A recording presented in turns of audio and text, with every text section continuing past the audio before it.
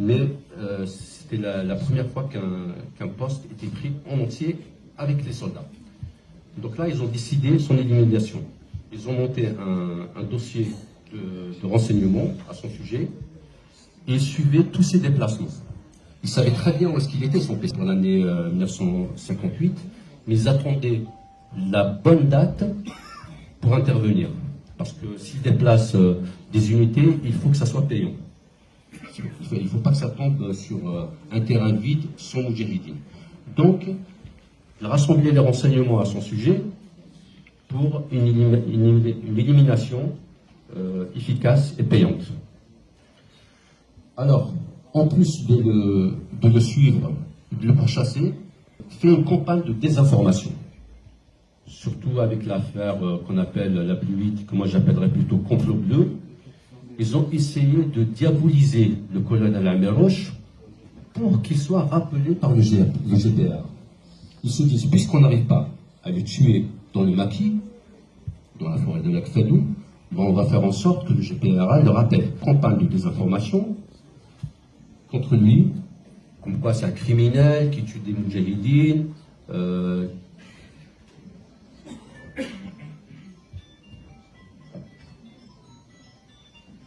Et donc, suite à une opération le 21 septembre 1958, découvert des cadavres de traîtres qui ont été exécutés. Ils étaient en nombre de 40, trouvés par le 3e régiment de parachutistes. Ça n'a pas empêché l'état-major interarmé d'augmenter le chiffre et de l'augmenter à 300, officiellement, document d'archives. Mais dans la presse, c'est monté à 400, 500.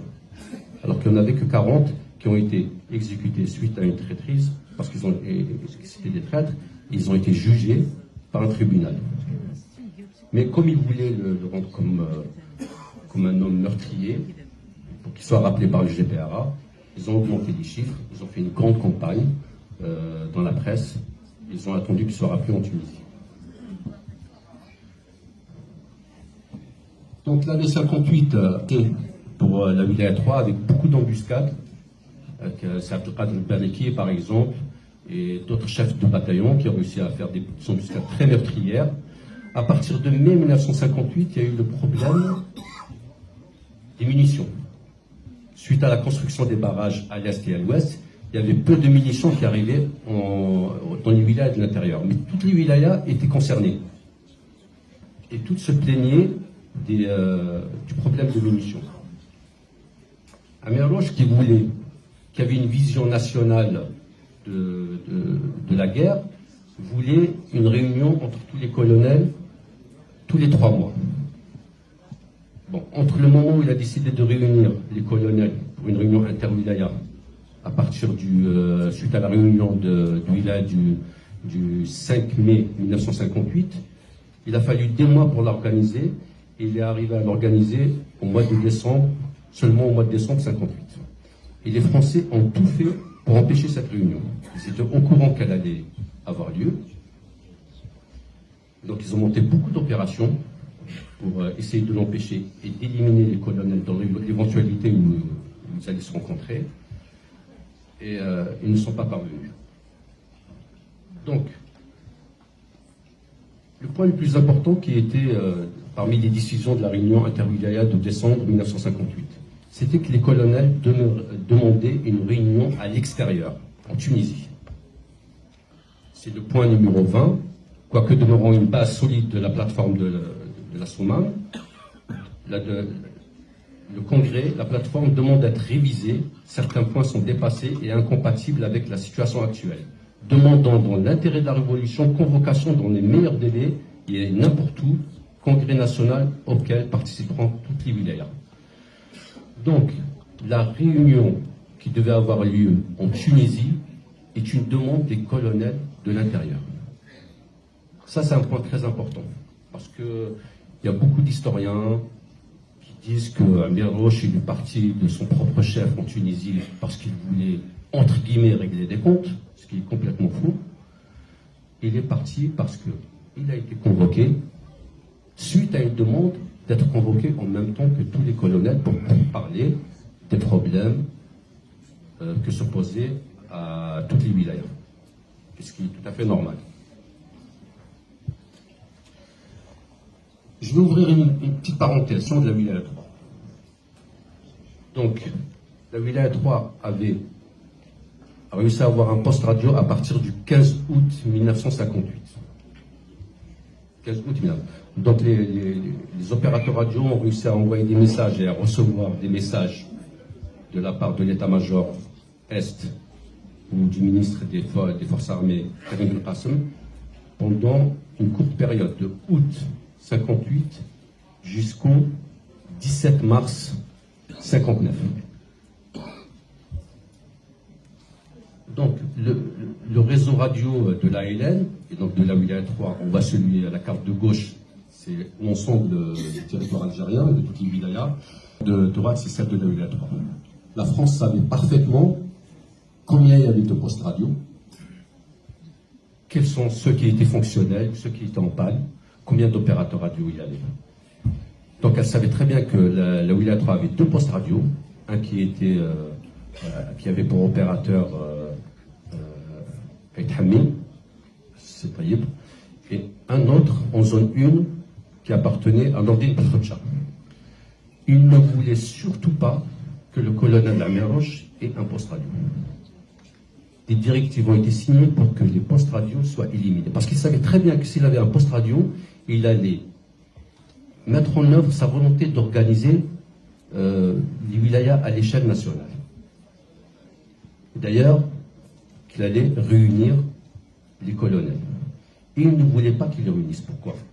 Parce qu'il savait très bien que s'il allait les réunir, déjà, il va leur expliquer le réseau de renseignement français, entre guillemets les Bleus, et qu'il allait organiser les déplacements d'unités d'une wilaya à une autre. Comme par exemple, et c'est ce qui a été décidé lors de la réunion inter-wilaya, c'est l'envoi de renforts de la wilaya 3 à la wilaya 1 pour combattre les Mouchawichines, et de la wilaya 4 aussi pour combattre les Mouchawichines en wilaya 1. Et ensuite d'aller aider la wilaya 6 pour combattre les Messalistes. Et eux, ils ne voulaient pas de mouvement d'unité. Pourquoi? Parce qu'ils préparent les opérations Chal. Les opérations Chal qui commencent de l'ouest vers l'est. Si jamais ils déplacent les unités, quand ils vont attaquer la wilaya 4, ils ne vont pas trouver les bataillons, les commandos qu'ils veulent éliminer. Forcément, ils seront en wilaya 1. Et pareil pour la wilaya 3, pour le mois de juillet 59. D'ailleurs, c'est ce qui s'est passé avec le bataillon de la wilaya 3. Il est parti en wilaya 1, il a échappé à Jumelles. Et quand il est revenu en wilaya 3, il a échappé aux opérations qui étaient en wilaya 1. Donc il a complètement faussé le plan de l'armée française. L'armée française aimait l'idée que chaque wilaya soit isolée, qu'elle travaille seule et qu'elle ne s'entende surtout pas, et de faire mouche. C'est comme ça que ça les arrange. Et créer des divisions dans les wilayas pour affaiblir la révolution. Sauf qu'en wilaya 3, Amiroche contrôlait parfaitement la wilaya, il était respecté, il était écouté, il n'était pas du tout contesté. Un point très important, que très peu d'historiens savent, je crois que je suis même le premier à le dire, c'est que les transmissions de l'ALN étaient entièrement interceptées et décodées. Ça veut dire quoi? Ça veut dire que dans les archives, je sais très bien quels sont les messages qui ont été échangés avec le colonel Amiroche et l'état-major Est, ou le ministre des Forces armées, Karim El Qassem. On connaît donc ces relations. Mais de la même manière que les messages radio du colonel Amiroche étaient interceptés et décodés, toutes les autres wilayas étaient interceptés et décodés aussi. Et je vais même aller plus loin, les messages envoyés et reçus par l'état-major Est, Sinassa ou Boumdien à l'ouest, étaient décodés et interprétés. De la même manière que les messages échangés entre les membres du GPRA étaient interceptés et décodés. D'ailleurs, un document des archives qui dit 90% des messages envoyés par la LN sont interceptés et décodés.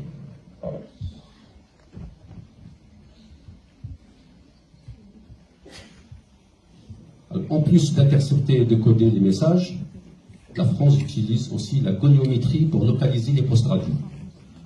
Comment elle les localise? Déjà, il y a le moyen des Dodge Gonio mobiles, c'est par triangulation. Ils arrivent à localiser un poste radio qui émet avec une distance de 5 km à peu près. Alors qu'avec l'avion Gonio, le MD 311 Gonio, ils arrivent, s'ils passent au bon moment, au moment où le poste radio émet, ils arrivent à localiser le poste radio à une distance de 500 mètres, un rayon de 500 mètres. C'est ce qui s'est passé lors de le poste radio de Nordine Belkhodja a été saisi. Comment ils ont fait? Ils ont envoyé les Dodge Gonio, ils ont localisé approximativement le poste radio dans un rayon de 5 km. Ils ont attendu que Nordine Belkhodja commence à émettre des messages. Ils ont fait passer l'avion, ils l'ont localisé à proximité du village de Tiniri. Quand l'armée arrive, l'opérateur radio prend le poste radio et le cache dans une cache. Donc il faut intervenir l'armée, ils encerclent la région et commencent à poser des questions aux civils. Là malheureusement c'est une dénonciation qui a montré la cache où se trouvaient les armes, c'est la liste de droite. Il y avait beaucoup de fusils mitrailleurs, des chargeurs, des canons et surtout un poste, un GRC-9 complet. C'est celui de Nordine Belkhodja qui a été saisi le 13 décembre 1958. 2 jours auparavant, le poste radio de Aït Hamay a explosé au PC de Wilaya. Qu'est-ce qui s'est passé? Comme je vous l'ai dit tout à l'heure, l'armée française ne voulait surtout pas qu'il y ait un poste radio. Donc, ils savaient qu'il y avait une crise de piles pour les opérateurs radio. D'ailleurs, il est réclamé par message à l'extérieur, à la Tunisie, parce qu'ils n'étaient pas en vente libre. Donc, ils ont piégé, c'est le CCI, le Centre de coordination interarmée, à Alger, qui a piégé une pile, ou peut-être même plusieurs. Il en a laissé une abandonnée sur le terrain après une opération. Deux Moudjahidines l'ont amené au PC des transmissions, pensant qu'ils avaient trouvé une bonne découverte. Mohamed El-Hadj a voulu parler en phonie avec Sinassar, Mohamed Saïd. Ils ont branché la pile, elle a explosé, elle a tué 2 opérateurs, blessé Mohamed El-Hadj et Saad Hafid Amqad qui est à proximité aussi, qui m'a raconté les faits. Donc, vous l'avez vu tout à l'heure, la Wilaya 3 avait 2 postes radio. Un qui a explosé et un qui a été saisi à Tiniri, à côté de Qara'an et Abbas. Entre le 11 décembre 1958 et le 17 mars 1959, la Wilaya 3 n'avait pas de poste radio. Pour envoyer des messages, Amir Roche devait envoyer une liaison vers la Wilaya 2 pour que le poste de transmission de la Wilaya 2 à Oulad Askar envoie des messages vers la Tunisie. Le poste qu'elle a récupéré, la Wilaya 3, le 17 mars, qu'elle a fait fonctionner le 17 mars, qu'elle a commencé à essayer de faire marcher le 17 mars, venait de la Wilaya 4, zone 1. C'est Si Mohamed Bougara qui était revenu de la réunion inter-Wilaya avec Amir Roche, qui a constaté que le poste avait explosé. Amir Roche lui a dit: tu m'envoies un poste radio quand tu arrives à ta Wilaya. Il est arrivé en janvier à son PC en Wilaya 4, il lui a envoyé un poste radio qui est arrivé seulement au mois de mars au PC de la Wilaya 3. Donc là, j'explique comment ils ont localisé le procès par triangulation. Ils posent une gonioux sur les sommets des montagnes et par triangulation, ils arrivent à déterminer l'endroit exact où se trouve le poste radio. Tout cela pourquoi? Pour une fameuse convocation du colonel Amir Roche à la réunion qui devait se tenir en Tunisie. Oui, étant donné que l'état-major Est, il y a une, 2 voix, vaut mieux qu'une, au cas où l'agent de liaison meurt en route.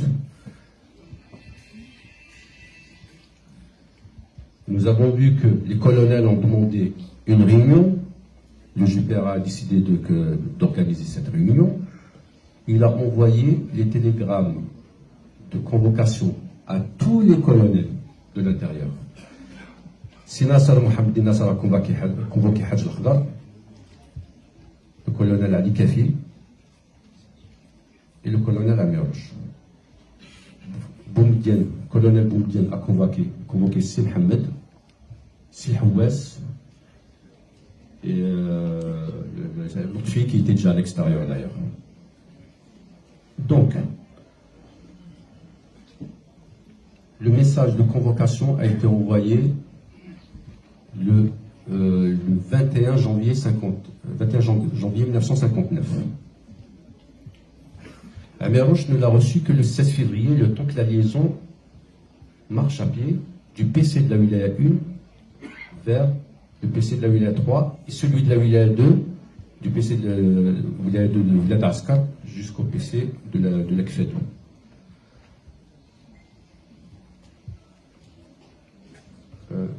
Les Français ont bien sûr intercepté le message. La preuve, elle est ici. Ça, c'est plutôt la preuve de la réponse. Mais je reviens au télégramme. Amirouche reçoit le message de convocation le 16 février. Il fait ses calculs. Il sait très bien que pour réunir tous les capitaines, pour qu'il y ait la procuration et faire tout ce qu'il faut avant son départ, il faut un mois. Donc, il décide qu'il peut quitter sa wilaya le 15 mars. Mais il est convoqué début avril. Il sait qu'il ne va pas arriver début avril. Donc, il renvoie un message avec la même liaison vers la wilaya 2, vers le poste de transmission de la wilaya 2, où ils l'ont dit il me faut un mois pour arriver. Je vais quitter ma wilaya le 15 mars et je serai parmi vous le 15 avril. Parce qu'il faut un mois de marche entre la Kabylie et la Tunisie pour y arriver. Le message qu'a envoyé Amirouche à l'état-major Est pour leur dire qu'il allait arriver vers le 15 avril. Amirouche l'a donné à la liaison le 16 février. Il a été transmis par le poste radio de la Wilaya 2 le 27 février. Quand vous regardez le document du SDEC, le SDEC c'est le service de documentation, d'espionnage et de contre-espionnage français. Le message a été intercepté, vous voyez la date du 27 février. A1, c'est la valeur du renseignement, c'est un renseignement de valeur sûre. Le message a été envoyé le 27 février, où il dit, alors ils n'écrivent pas le message tel qu'il a été écrit, ils le transforment un peu, ça s'appelle démarquer. Ils démarquent le message. Ils disent, le colonel Amirouche, chef de la wilaya 3, a signalé qu'il ne pouvait pas être présent à la réunion interwilaya prévue début avril. Il a demandé que cette réunion soit reportée pour la fin du mois d'avril. Il a signalé par ailleurs qu'il allait quitter son PC le 15 mars. Donc, Mouhtara Boussaoud, dans son livre Heureux martyrs qui n'ont rien vu, c'est de ce message qu'il parle. Il sait que tous les messages étaient interceptés et que celui d'Amirouche a été intercepté. Mais je vous la juge.